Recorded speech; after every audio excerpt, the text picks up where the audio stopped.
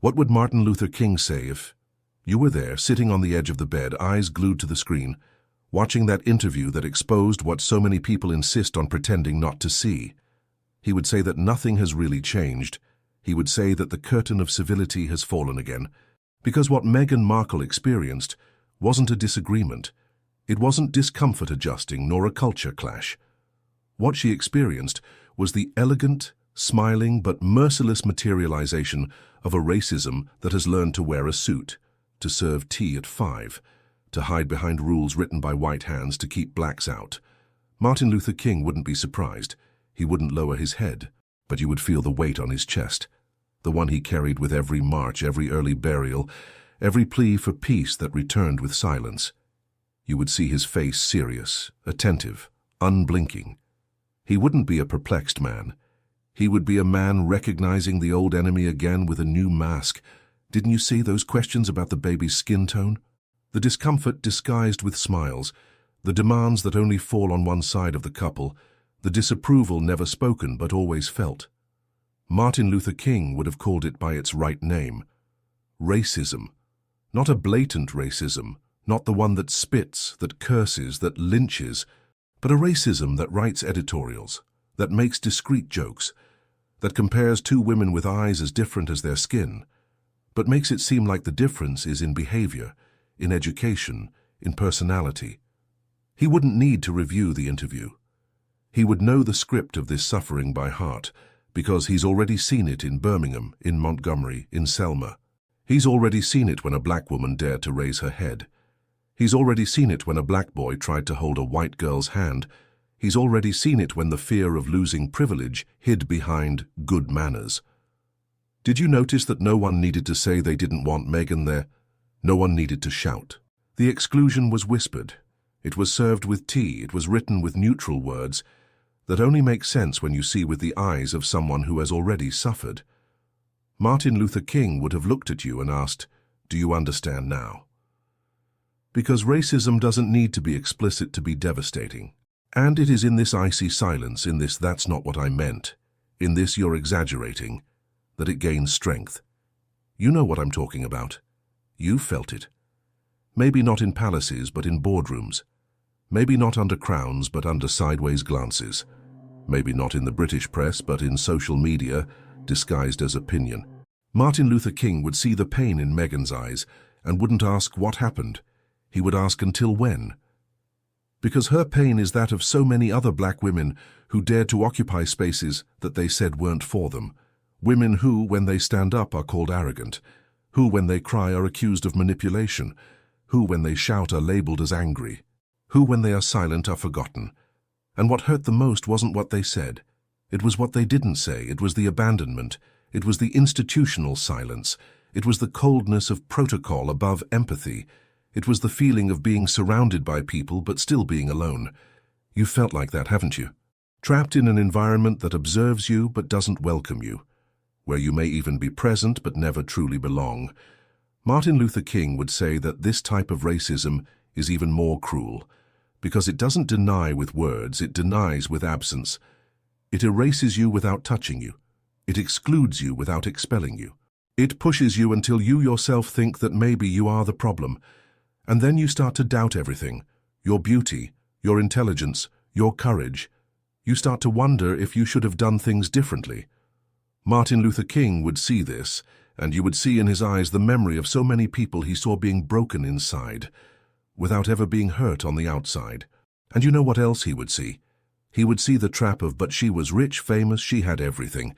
As if racism were selective, as if it spared those who have achieved something, as if skin color disappeared with the title of Duchess, as if pain had a ceiling. Martin Luther King would look at you and say, "Don't be fooled. Racism doesn't care about your salary, your degree, your last name. It only sees your skin.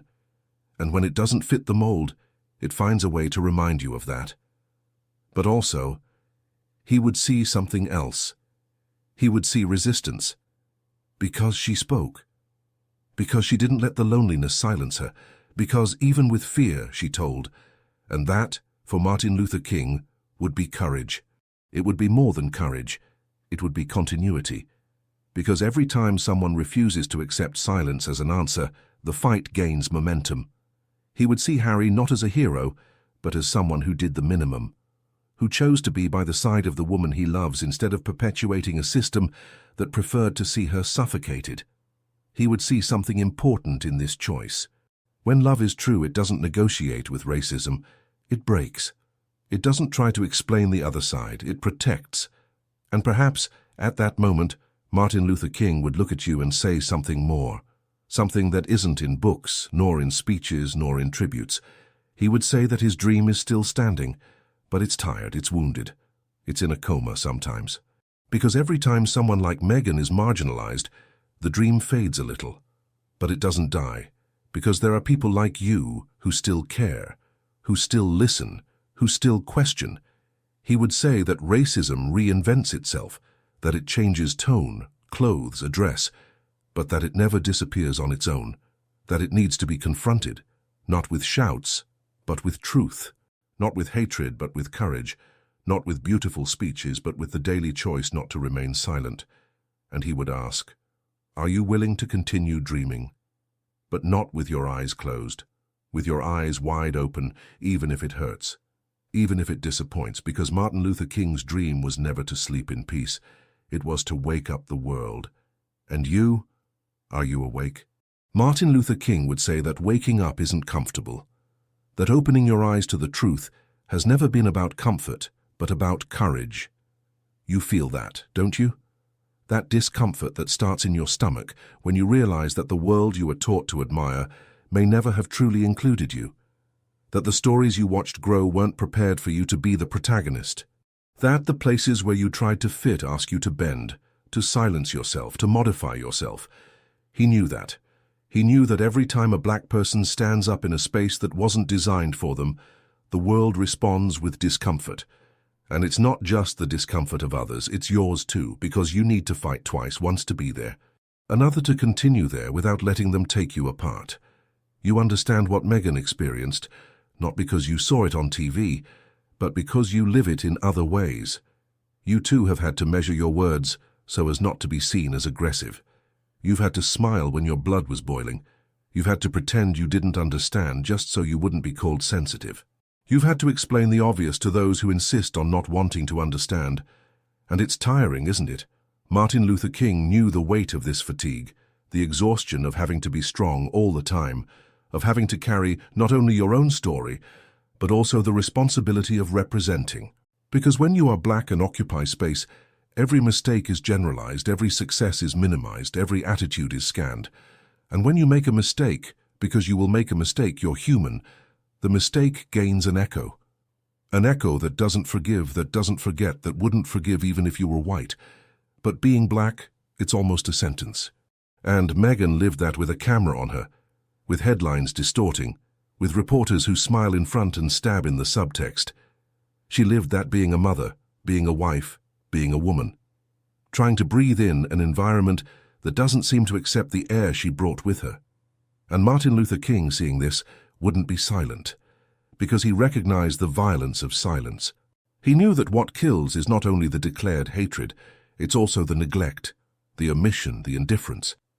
He would see in the monarchy's speech that memories may vary, the attempt to rewrite the pain, to relativize what was said, to soften racism with pillows of diplomacy. But he's already faced that. He's already faced pastors who said, wait a little longer. Leaders who asked for calm while their brothers died. Journalists who edited his speeches to make it seem like he wanted less than he really wanted. And he never wanted little. He wanted full justice, not the permitted slice. He wanted dignity, not crumbs. Have you felt like that too? Have you felt that they gave you a chance but demanded your gratitude all the time? That they let you in, but only if you didn't bother too much? That they allowed your presence as long as you didn't look so much like who you really are? Martin Luther King would say that this is not inclusion, this is concession. And concession is not freedom, because whoever concedes considers themselves entitled to withdraw, and at any moment you can find yourself on the outside, without knowing exactly where you crossed the line. Because they never told you what the line was, because the line was never clear, the line was invisible, but you were seen all the time. And you try to protect yourself, you try to mold yourself, You try to seem less, because they taught you that your presence is too much. But there comes a moment, and Martin Luther King saw this in the eyes of everyone who marched with him, when you realize that you can't take it anymore, that being silent is killing you, that accepting is erasing you. And then you speak, not because you want to fight, but because you can't swallow it anymore. Meghan spoke, and that's worth a lot. Not because she's famous, but because she's black. And every time a black woman speaks, even knowing the price, history trembles. And if she speaks with pain, you listen, because that pain is similar to yours. Not in what happened, but in what remained, in the silence afterwards, in the loneliness that comes, in the doubt if it was worth it. And Martin Luther King would be by her side, by your side, because he knew that the shouts that change the world start as whispers of pain, that before being a leader he was a son, he was a friend, he was a black man trying to love in a world that said he couldn't, that his life was worth less, that his dreams were too big for the body he had.